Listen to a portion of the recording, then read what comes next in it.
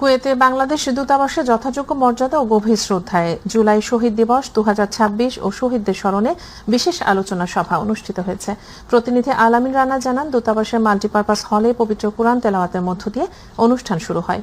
কুয়েতে নিযুক্ত বাংলাদেশের রাষ্ট্রদূত মেজর জেনারেল সৈয়দ তারেক হোসেনের সভাপতিত্বে কাউন্সিলর ও দূতালয় প্রধান মোহাম্মদ মনিরুজ্জামানের সঞ্চালনায় বাংলাদেশ থেকে দিবসের উপর প্রধানমন্ত্রী বাণী পাঠ করে শোনান দূতাবাসের প্রতিরক্ষা attaché brigadier general Rakibul Karim Chowdhury. পরবর্তীতে জুলাই শহীদদের আত্মত্যাগ এবং জুলাই শহীদ দিবসের তাৎপর্য বিষয়ে আলোচনা সভায় রাষ্ট্রদূত তাঁর বক্তব্যে বলেন, এই মহান গণ অভ্যুত্থান জাতীয় জীবনে ন্যায়, জবাবদিহিতা, মানবিক মূল্যবোধ, সহনশীলতা এবং দেশপ্রেমকে আরও সুদৃঢ় করার প্রেরণা যোগায়। এ সময় উপস্থিত ছিলেন দূতাবাসের ঊর্ধ্বতন কর্মকর্তা, কর্মচারীবৃন্দ এবং কুয়েত প্রবাসী বিভিন্ন পেশার বাংলাদেশি নাগরিকবৃন্দ, প্রিন্ট ও ইলেকট্রনিক মিডিয়ার সাংবাদিকবৃন্দ। পরিশেষে জুলাই দিবসে সকল শহীদের আত্মার মাগফিরাত এবং অসুস্থ জুলাই যোদ্ধাদের সুস্থতা কামনায় দোয়া ও বিশেষ মোনাজাত করা হয়।